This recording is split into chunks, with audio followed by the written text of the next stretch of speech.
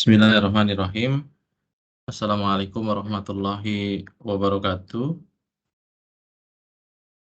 Eh, Teman-teman UPH yang saya banggakan ya, saya mohon maaf tidak dapat menyelenggarakan perkuliahan secara langsung ya.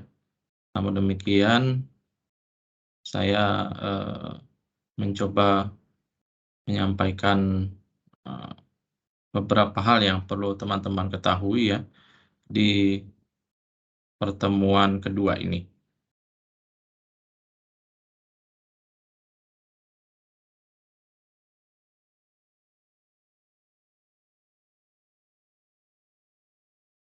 Nah, silabus detail kita menyusun ya. Ini adalah buku yang kita pakai ya, buku utama yang dipakai ya banyak ya. Kalau buku banyak ya, teman-teman apalagi di zaman sekarang itu dosen itu hanya menjadi fasilitator ya. Dia tidak menjadi satu-satunya sumber ya. Tetapi sumber itu sangat banyak sehingga teman-teman bisa gali. Yang penting ketika teman-teman mencari sumber ya, maka pastikan sumbernya itu adalah sumber yang sahih, ya, sumber yang valid, yang bisa dipertanggungjawabkan isinya. Ya. Sama seperti kita kalau masuk ke hutan ya, kalau kita tidak punya bekal mana binatang yang berbahaya, ya, mana buah yang mungkin bisa membahayakan kesehatan kita makan, ya, atau kita tidak berhati-hati, maka binatang yang berbahaya dan makanan atau buah-buahan dan tumbuhan yang berbahaya itu bisa kita konsumsi. Ya, tentu itu menimbulkan kemudorotan, ya, menimbulkan kerugian bagi kita. Ya. Minimal sakit, ya, tapi bisa wafat. Ya. Oleh karena itu, mencari sumber itu juga perlu pengetahuan, ya. Mana sumber yang valid, mana sumber yang tidak valid. Nah, salah satu buku ini adalah buku yang bagus ya, yang ditulis oleh Profesor Muhammad Daud Ali. Beliau adalah guru besar Fakultas Hukum Universitas Indonesia ya. Ya, ketika saya masuk juga beliau sudah tidak ada ya, sudah wafat, tapi saya bertemu dengan murid-muridnya. Dan bukunya beliau ini lestari ya, sampai hari ini selalu dipakai di Fakultas Hukum UI dan di berbagai fakultas hukum dan program studi hukumnya.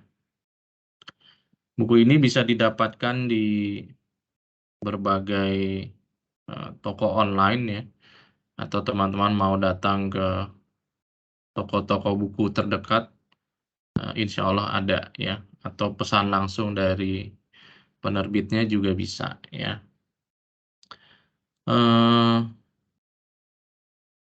Adapun bahan-bahan bacaan lainnya ya silakan teman-teman cari ya di internet, di website-website yang terpercaya ya, yang valid dan sahih gitu ya. Kemudian ini adalah tujuan mata kuliah kita agar teman-teman mengetahui, memahami hukum Islam ya, baik dari aspek perdata dan publiknya, sumber dan asas-asasnya, secara baik dan benar, sejarah pertumbuhannya serta perkembangannya sejak pertama ya diutusnya Nabi Muhammad SAW sampai sekarang. Ya. Sejak pertama turunnya wahyu hingga hari ini. Ya. Nah, agar mahasiswa memahami dan mampu menjelaskan kedudukan hukum Islam sebagai hukum positif dalam sistem hukum Indonesia dan hubungannya dengan hukum-hukum lain yang berlaku di tanah air kita. Kalau kita bicara hukum positif atau hukum nasional ya atau sistem hukum Indonesia, maka dia termasuk sistem hukum yang kompleks ya, karena terdiri dari beberapa bahan baku sistem hukum ya yang eksis ya sampai hari ini. Ya, yang pertama sistem hukum adat ya. Ya, hukum adat kan juga banyak ya. Kalau teman-teman lihat itu tulisannya Van Vollenhoven misalnya ya, ya banyak sekali kan masyarakat hukum adat di Indonesia. Kemudian sistem hukum Islam. Ya. Sistem hukum Islam juga banyak sekali eh, mazhabnya ya atau Islamic Law School ya. Mazhab atau alirannya itu banyak ya. Setidak-tidaknya itu ada 4 yang eksis sampai hari ini ya. Mazhab eh, Hanafi ya, Maliki, Syafi'i, dan Hambali ya. Nanti kita akan masuk ke sana insya Allah dalam pertemuan-pertemuan berikutnya. Dan yang ketiga adalah sistem hukum barat ya, yang dibawa oleh Belanda ya, khususnya Dutch Civil Law ya. Ya, walaupun di era sekarang ini era keterbukaan ya, sehingga common law juga sedikit banyak mempengaruhi sistem hukum nasional.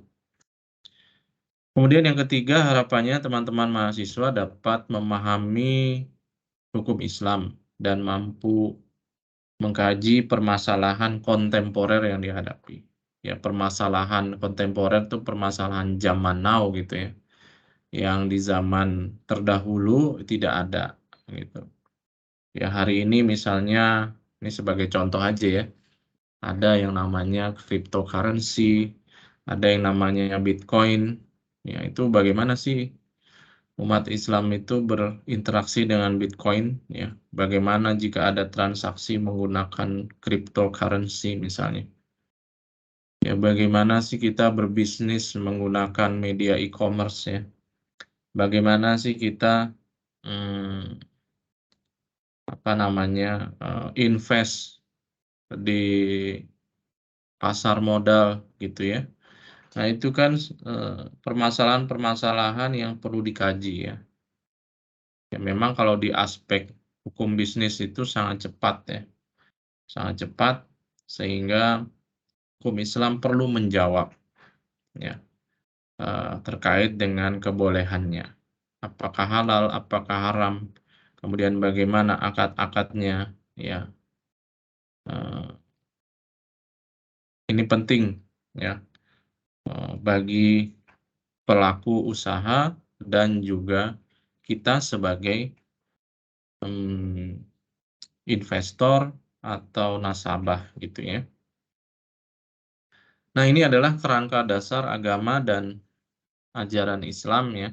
Jadi secara garis besar agama Islam ya, atau ajaran Islam itu terdiri dari 3 bagian besar ya. Yang pertama adalah akidah ya atau keyakinan ya bahwa tidak ada Tuhan yang berhak diibadahi dengan benar ya kecuali Allah Subhanahu wa taala, dan Nabi Muhammad adalah utusan Allah Subhanahu wa taala.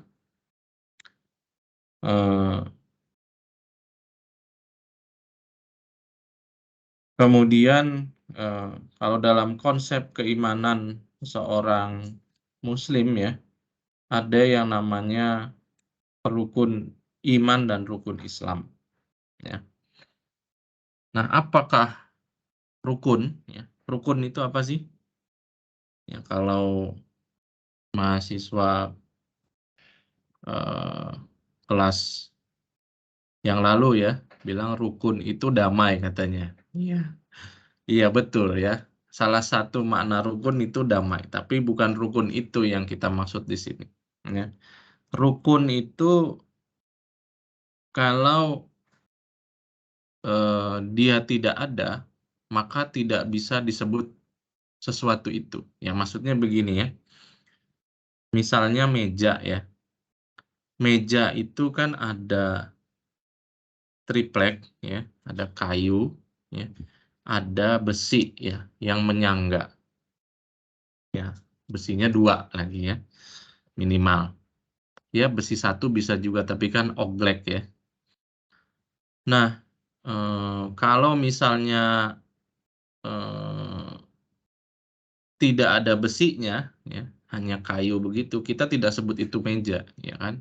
Kita sebut itu triplex misalnya. Demikian pula kalau hanya ada besi ya, yang berdiri begitu, maka kita sebut itu besi, bukan meja, ya kan? Sehingga rukun-rukunnya meja itu adalah kursi, mohon maaf, kursi, kayu atau triplex itu dan besinya, ya. Kalau dua-duanya ada, ya, maka baru kita sebut meja. Nah, iman juga seperti itu ya. Kalau tidak ada rukun-rukunnya atau rukun-rukunnya tidak terpenuhi, maka tidak bisa disebut iman, ya, berbahaya ya. Di dalam konsep rukun iman ya ada 6 ya. Yang pertama iman kepada Allah, iman kepada para malaikat ya. Malaikat Allah ini banyak sekali ya. Makhluk yang sangat tunduk ya kepada Allah Subhanahu wa taala itu malaikatnya. Beda dengan manusia ya. Kalau manusia kan suka membangkang-membangkang ya. Ada yang membangkang, ada yang patuh, kadang membangkang gitu ya. Ya, manusia itu tempatnya dosa ya, tempatnya salah. Kalau malaikat ini taat kepada Allah Subhanahu wa taala. Malaikatnya ada banyak ya.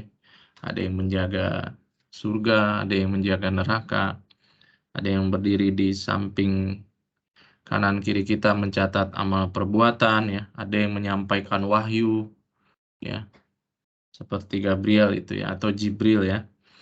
Nah, kemudian iman kepada kitab-kitab yang Allah Subhanahu wa taala turunkan ya. Baik Zabur ya atau Mazmur, kemudian Taurat ya, Injil dan Al-Qur'anul Karim ya. Nah, kemudian beriman kepada nabi dan rasul ya, beriman kepada nabi dan rasul ya. Ya, nabi dan rasul itu sebenarnya ada banyak ya. Dalam sebuah riwayat itu bisa 124.000 lebih ya. Namun yang populer itu kan hanya sekitar 25 itu ya. 25 nabi ya dan rasul. Ya, di antaranya ada Nabi Daud ya, Sulaiman ya, Harun, Musa ya, Isa, Nabi Muhammad ya Shallallahu alaihi wasallam. Dan seorang muslim wajib beriman kepada seluruh nabi-nabi dan rasul yang Allah utus ke muka bumi.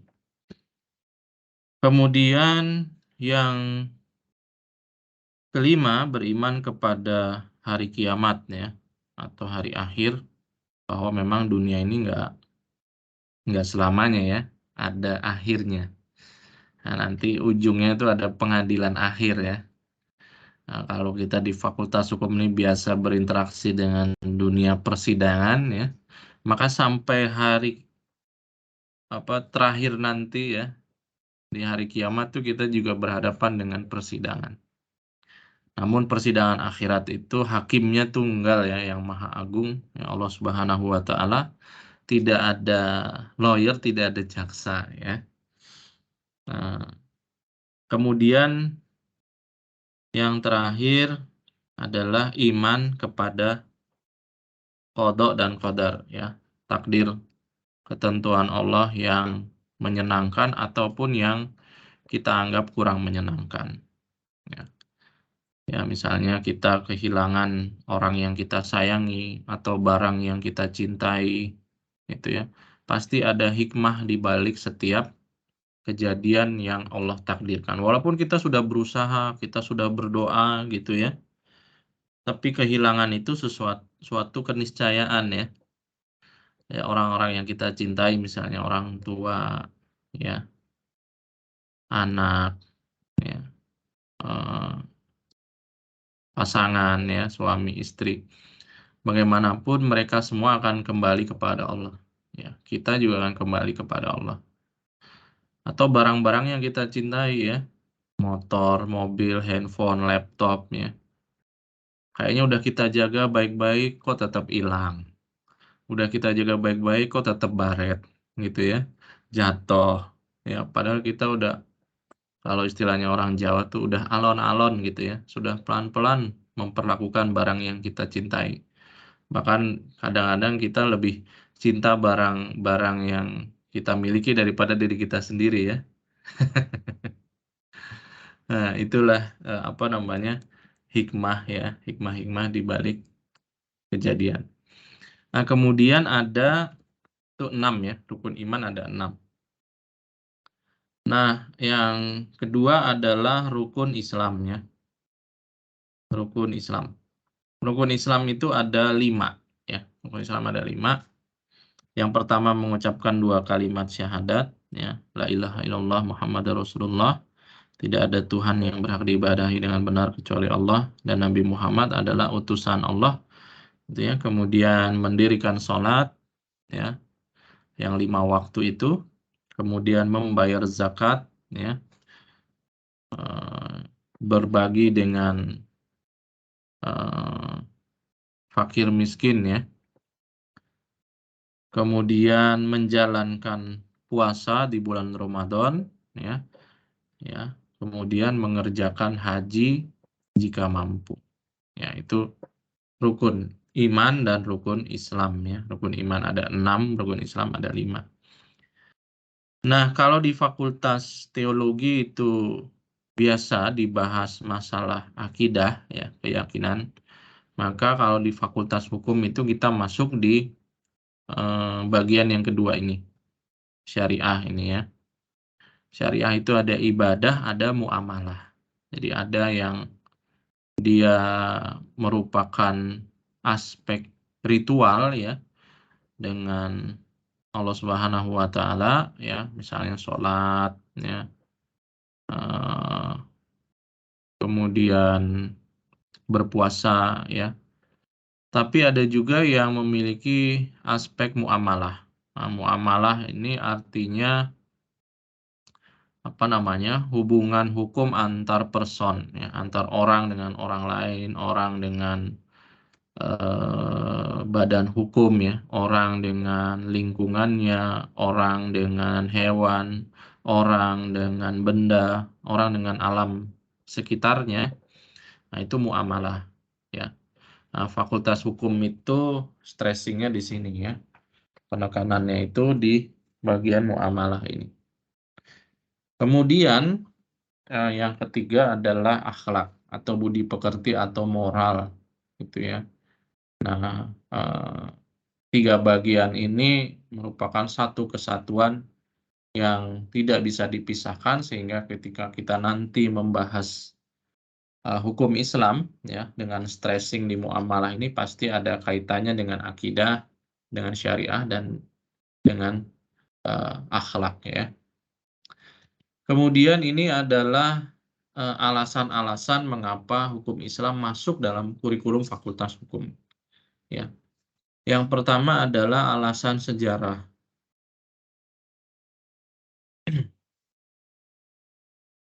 Di setiap sekolah tinggi ilmu hukum ya, yang didirikan oleh pemerintah Hindia Belanda ya, itu dulu selalu dikenalkan dengan hukum Islam ya.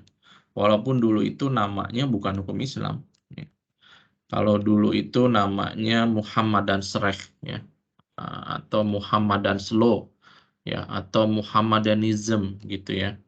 Jadi apa namanya, hukum-hukum Nabi Muhammad ya, Sallallahu Alaihi Wasallam. Ya, namun apa namanya, apa, penamaan Muhammad dan Syrah ini atau hukum-hukum Nabi Muhammad ini tidak tepat, ya. Ya, karena hukum Islam itu dia hukum yang bersumber dari agama Islam, ya, yang berasal dari Allah Subhanahu wa taala, ya.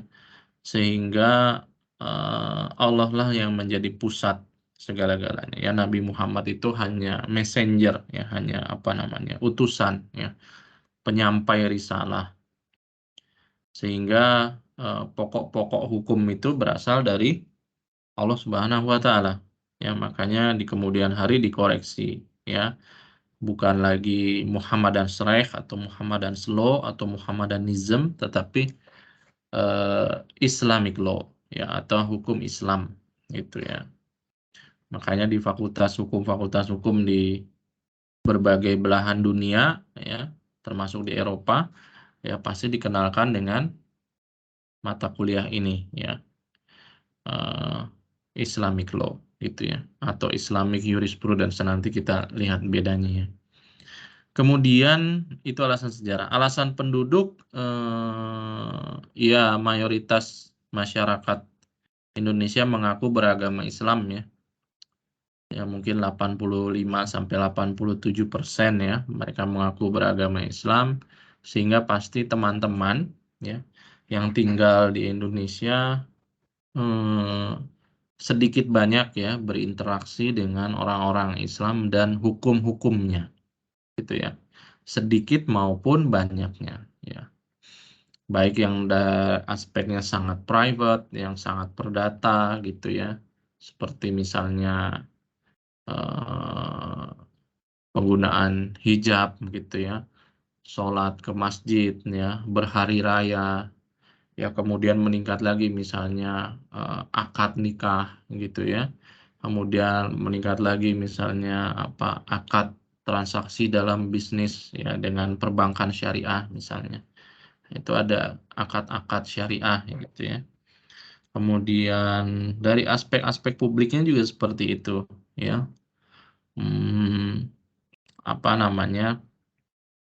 Misalnya di Aceh, ya, ada pidana Islam yang berlaku secara limitatif.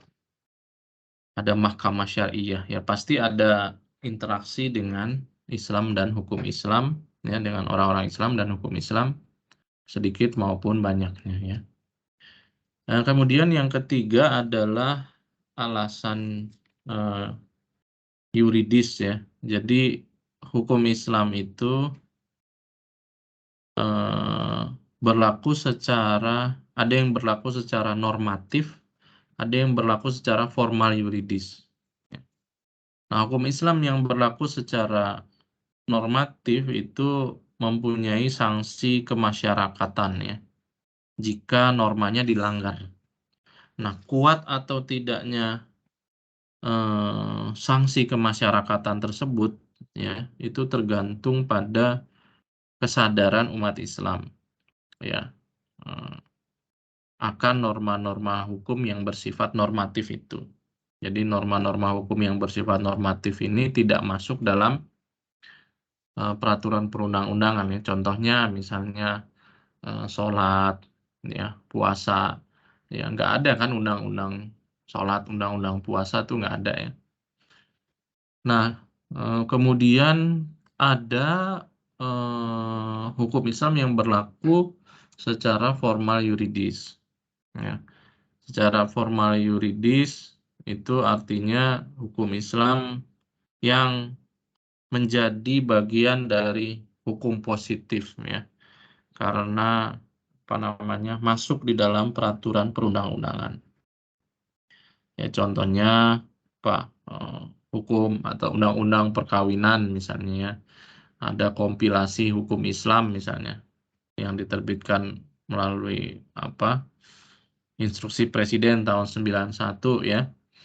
Kemudian ada undang-undang pengadilan agama, ya. Ada undang-undang perbankan syariah misalnya. Ada undang-undang perasuransian, ya, yang mengatur asuransi syariah misalnya. Ya, ada peraturan otoritas jasa keuangan ya yang mengatur tentang pasar modal syariah misalnya. Ya, ada undang-undangnya juga ya, undang-undang pasar modal ya, yang mengatur pasar modal berdasarkan ketentuan syariah. Ada undang-undang pengelolaan zakat ya, wakaf dan seterusnya ya. Itu alasan yuridisnya. Kemudian alasan konstitusional ya, dalam pasal 29 ya Undang-Undang Dasar 1945 dinyatakan bahwa negara Republik Indonesia berdasarkan atas ketuhanan yang Maha Esa. Nah, Profesor Hazairin ini profesor hukum adat dan hukum Islam ya, dari Fakultas Hukum UI ya. Ya, saya juga nggak ngalamin ya. Beliau sudah wafat ya ketika saya duduk di Fakultas Hukum UI sebagai mahasiswa. Profesor Hazairin ini muridnya Terhar ya. Terhar itu ahli hukum adat ya. Prof. Hazairin juga pernah menjadi Menteri Dalam Negeri ya di zamannya Bung Karno ya. Saya lupa di kabinetnya siapa. Menurut beliau ya, pasal 29 ini ada 3 tafsir ya. Ada 3 tafsir ya. Yang pertama, dalam negara Republik Indonesia tidak boleh terjadi atau berlaku sesuatu yang bertentangan dengan kaidah-kaidah Islam bagi umat Islam atau yang bertentangan dengan kaidah-kaidah agama Nasrani bagi umat Nasrani atau bertentangan dengan kaidah-kaidah agama Hindu bagi orang-orang Hindu atau bertentangan dengan agama Buddha bagi orang-orang Buddha ya.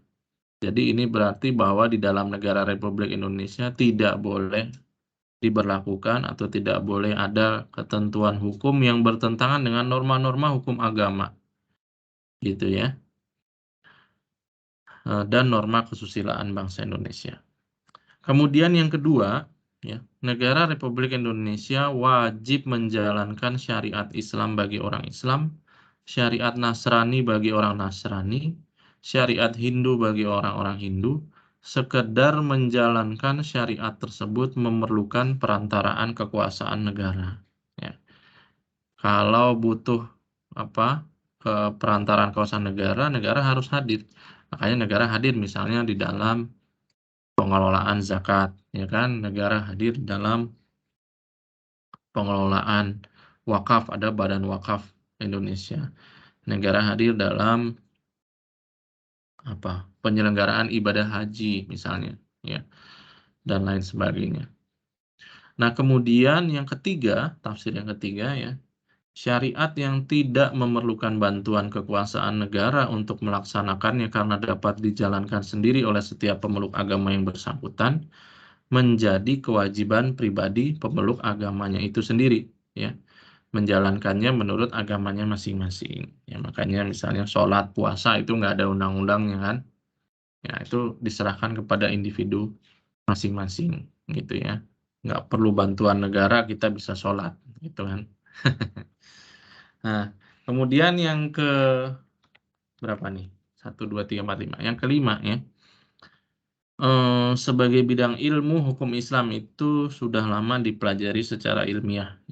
Tidak hanya oleh orang-orang Islam, tetapi juga oleh orang-orang non-Muslim. Ya.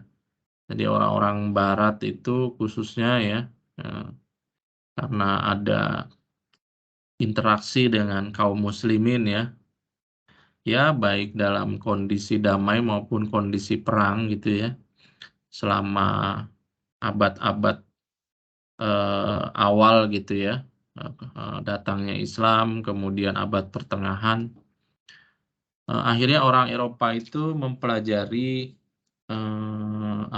Islam dan hukum Islam gitu ya. Jadi makanya di setiap fakultas hukum yang mereka dirikan itu pasti ada mata kuliah ini ya. Nah, jadi secara ilmiah biasa dikaji sebagai bidang ilmu tersendiri. Kemudian ada hukum Islam dan beberapa istilah kunci ya. Ada hukum Islam ya, hukum Islam itu hukum yang bersumber dari agama Islam ya. Kemudian, eee hukum ya, kalau hukum itu peraturan ya, peraturan atau seperangkat norma ya, yang mengatur tingkah laku manusia dalam masyarakat, baik peraturan atau norma itu berupa kenyataan yang tumbuh dan berkembang dalam masyarakat, maupun peraturan atau norma yang dibuat dengan cara tertentu dan ditegakkan oleh penguasa. Jadi hukum itu bisa tertulis atau tidak tertulis ya.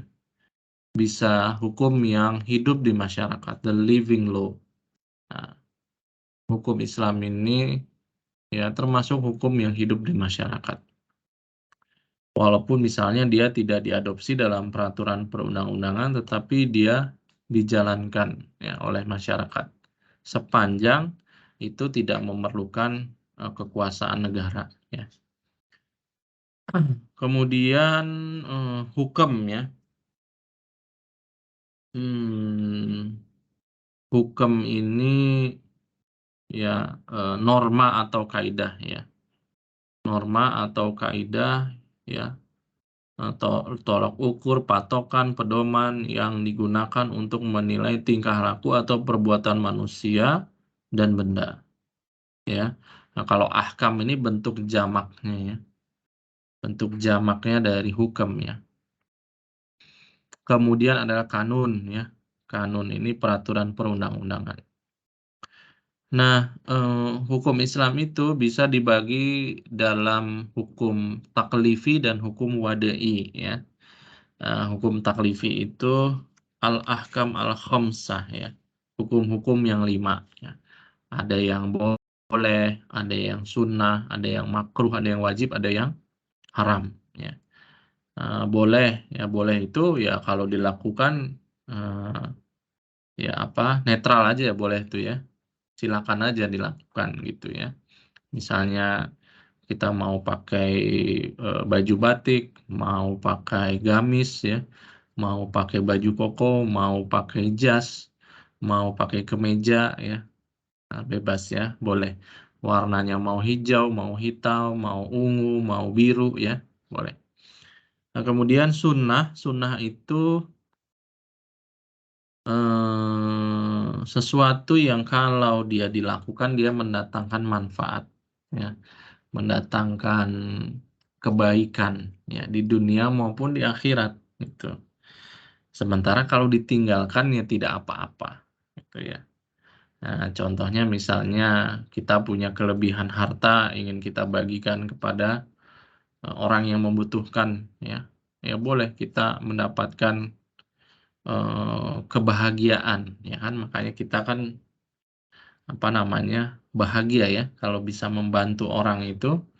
Nah itu, perasaan itu Allah, ilhamkan ya di dalam jiwa-jiwa setiap manusia, setiap anak Adam ya, eee, sebagai bentuk kasih sayang Allah ya. Itu sunnah contohnya ya. Tapi kalau ditinggalkan ya tidak apa-apa, misalnya kita lagi kesulitan juga ya, saya ingin membantu saudara saya yang kesulitan nih, tapi saya sendiri juga lagi sulit, nggak ada nih dana lebih yang bisa dipergunakan, bahkan saya pun juga sedang terlilit hutang gitu ya, ya tidak apa-apa ditinggalkan. Itu contohnya ya. Nah, dalam konteks keperdataan yang lebih luas juga seperti itu ya. Di dalam akad-akad perjanjian juga ada, hal-hal yang sifatnya boleh dan sunnah ini ya, wajib dan haram serta makruh ya. Makruh ini kalau makruh itu sesuatu yang dibenci ya, sesuatu yang dibenci dan sebaiknya ditinggalkan gitu ya. Walaupun dia tidak sampai derajat haram, ya dia tidak sampai derajat haram. Eee, Kemudian kalau wajib itu ya kudu mesti harus dilakukan ya. Kalau ditinggalkan dia berdosa ya atau dia mendatangkan keburukan lah gitu ya, eee, sehingga dia harus dilaksanakan. Kalau dilaksanakan yang mendatangkan manfaat, mendatangkan kebaikan, mendatangkan pahala gitu ya. Kalau di akhirat bahasanya pahala, kalau di dunia ya kebaikan gitu ya. Kemudian haram, ya haram itu mutlak terlarang ya, sehingga dia tidak boleh dilakukan. Kalau dilakukan dia berdosa ya atau mendatangkan keburukan. Ya, kalau ditinggalkan ya dia mendatangkan pahala ya, mendatangkan manfaat dan kebaikan gitu ya. Nah, dalam konteks keperdataan misalnya ya, perjanjian ya antara si A dan si B, maka si A dan si B itu terikat dengan akad-akad yang mereka buat. Mereka wajib melaksanakan akad-akad yang mereka buatnya. Sepanjang akadnya tidak bertentangan dengan syariat ya. Misalnya akadnya apa namanya bisnis narkoba gitu ya, nah itu haram ya, haram itu Pak. Nggak boleh ada akad seperti itu ya, batal itu demi hukum ya. Nah kalau akad-akad yang diperbolehkan oleh syariat tidak dilarang, ya, misalnya kita bisnis apa jualan baju ya, atau buka toko online gitu ya, atau bikin law firm ya, atau bikin legal startup gitu kan. Nah, antara saya dengan Anda gitu ya, kita partner, maka saya dan Anda itu terikat dengan syarat-syarat yang apa namanya diperjanjikan ya di dalam perjanjian yang kita buat. Sehingga wajib melaksanakannya dan harap untuk meninggalkan kewajibannya atau melaksanakan sesuatu yang merugikan partner kita. Ya. Kemudian ada hukum wada'i. Ya, hukum wada'i ini sebab syarat penghalang terjadinya hukum. Ya. Sebab ya, itu contohnya kematian. Ya. Nah, kematian ini menjadi sebab ya datangnya hukum waris, gitu ya. Ya, hukum waris walaupun dia bisa dibicarakan sebelum kematian, namun kan terjadinya atau beralihnya harta dari pewaris kepada ahli waris itu pasca kematian ya, pasca kematian si pewaris ya. Maka dia terjadi apa perpindahan harta gitu ya dari si pewaris kepada si ahli warisnya dengan sebab kematian. Kemudian syarat ya, syarat itu contohnya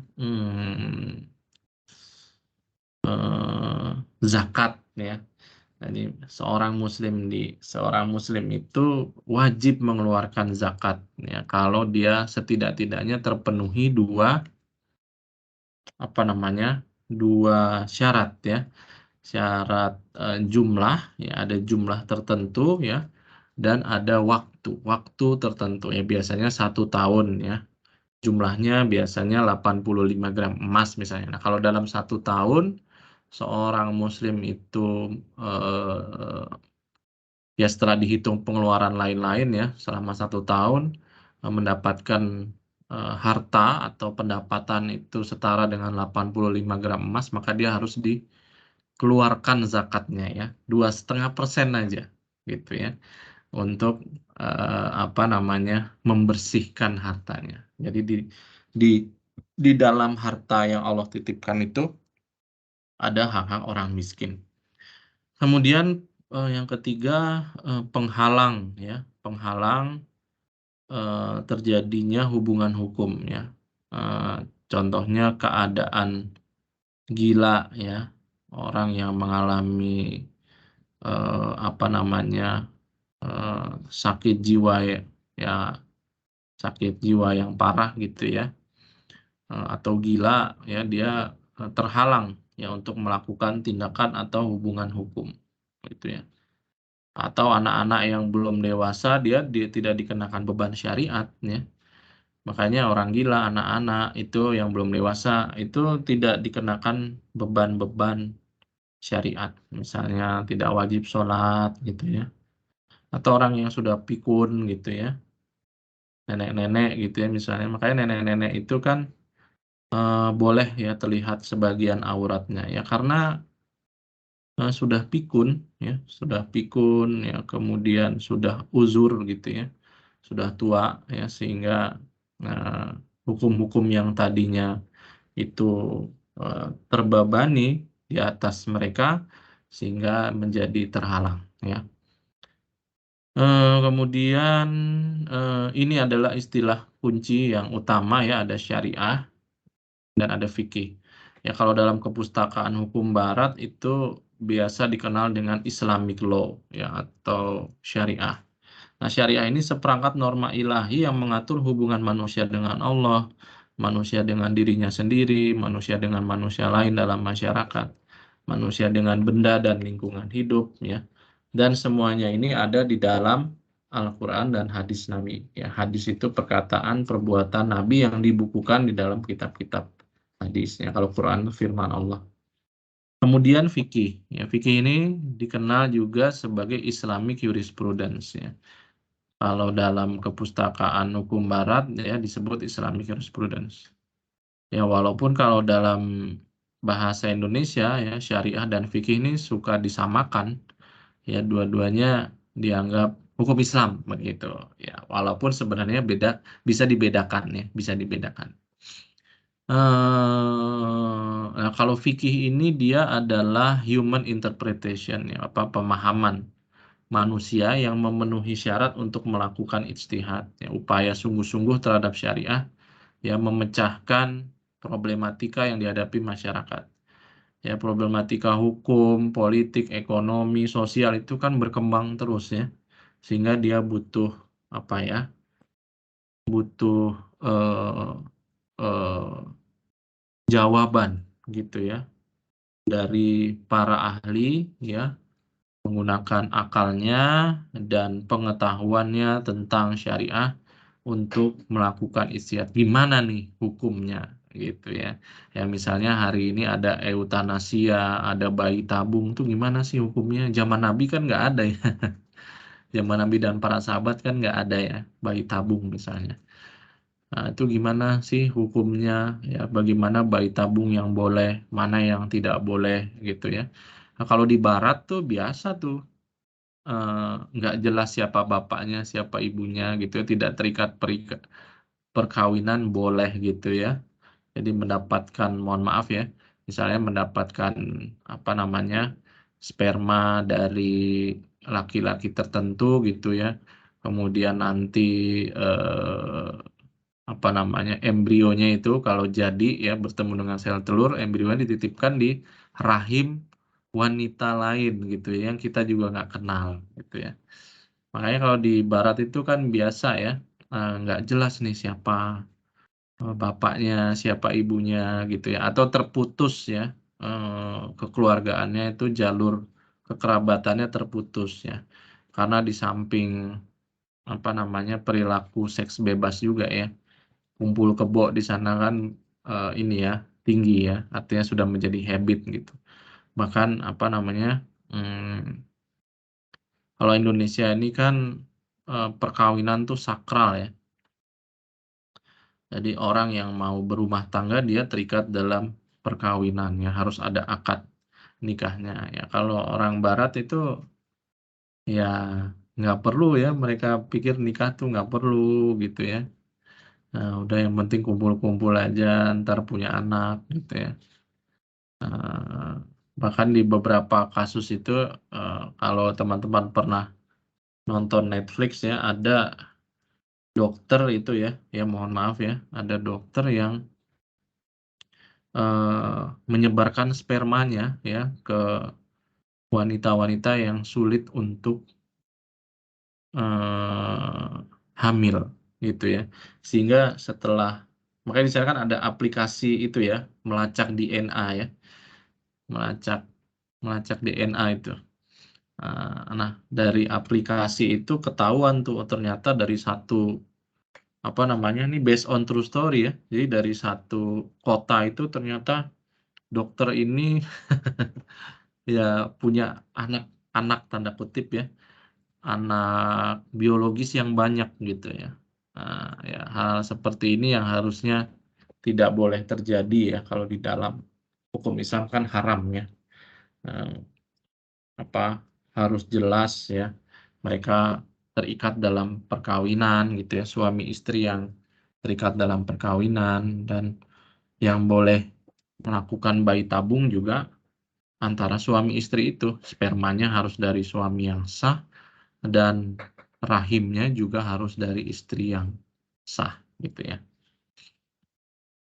Nah, ini beberapa hal yang harus diperhatikan dalam mempelajari hukum Islam ya. Hukum Islam itu harus dipelajari dalam kerangka dasar ajaran Islam yang menempatkan hukum sebagai salah satu bagian dari agama Islam. Jadi kalau seseorang itu memeluk Islam, ya konsekuensinya dia harus belajar dan tunduk pada hukum agamanya gitu. Ya. Nah, kemudian yang kedua, dia harus dihubungkan dengan akidah, syariah, dan akhlak tadi yang sudah kita bahas di awal ya. Kemudian dia tidak bisa dipelajari dengan ilmu hukum barat yang cenderung sekuler ya, yang memisahkan urusan agama dengan urusan publik misalnya gitu ya.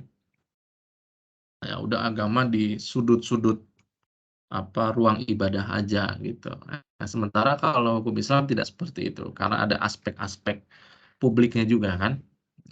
Kemudian harus dikaitkan dengan beberapa istilah kunci seperti syariah dan fikih, ya.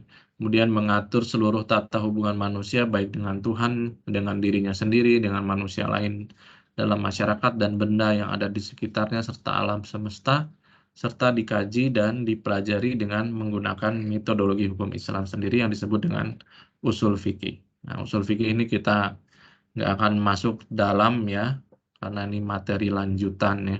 Kalau teman-teman mau lanjut doktoral ya. Ini ruang lingkup hukum Islam. Jadi pada prinsipnya hukum Islam tidak membedakan secara tegas ya antara hukum perdata dengan hukum publik. Karena dalam hukum Islam pada hukum perdata dia terdapat segi-segi publik dan dalam hukum publik ada segi-segi perdatanya. Gitu ya. Contohnya perkawinan ya. Perkawinan itu kan perdata ya. Eh, tapi negara hadir ya kan ketika ada akad nikah, loh kok ada orang Kementerian Agama nih yang melakukan pencatatan yang menjadi wali hakim, wali nikah dan seterusnya ya. Kemudian dalam sengketa misalnya ya, sengketa waris atau sengketa perbankan syariah gitu ya. Kemudian diselesaikan di pengadilan agama ya, di muka hakim. Ya itu kan karena ada aspek perdata, ada aspek publiknya ya. Negara hadir. Kemudian, jika bagian-bagian hukum Islam disusun menurut sistematika hukum Barat yang membedakan antara hukum perdata dengan hukum publik, maka susunan hukum muamalah adalah sebagai berikut. Ya, muamalah dalam arti luas ini ya. Ya, jadi susunan hukum muamalah dalam arti luas, dalam arti general adalah sebagai berikut. Perdata ya, ada munakahat itu perkawinan, ya, kekeluargaan dan seterusnya. Wirosah itu waris, ya. Muamalah dalam arti khusus itu masalah-masalah kebendaan dan hak-hak atas benda, jual beli, sewa menyewa, pinjam meminjam gitu ya. Sementara dari aspek publik ada jinayat ya, pidana, ada al-ahkam al-sultaniyah ya, hukum tata negara dan administrasi negara, ada siar ya, hukum internasional, hukum humaniter, dan muhassamat ya, hukum acara, bagaimana cara memilih hakim dan seterusnya. Nah, ini adalah ciri-ciri hukum Islam, dia bagian dan bersumber dari agama Islam, mempunyai hubungan dengan akidah dan akhlak, mempunyai istilah kunci syariah dan fikih tadi ya. Terdiri dari dua bidang utama, ibadah dan muamalah. Strukturnya berlapis, ada nas atau teks Al-Quran, ada sunnah atau hadis Nabi, ya. Kemudian ada hasil ijtihad ya, para ahli hukum Islam, kemudian pelaksanaannya dalam praktek berupa putusan hakim dan amalan umat Islam dalam masyarakat. Serta dia mendahulukan kewajiban daripada hak, amal daripada pahala, dan dia dibagi menjadi hukum taklifi dan wada'i. Ya, tadi kita sudah bahas ya di awal.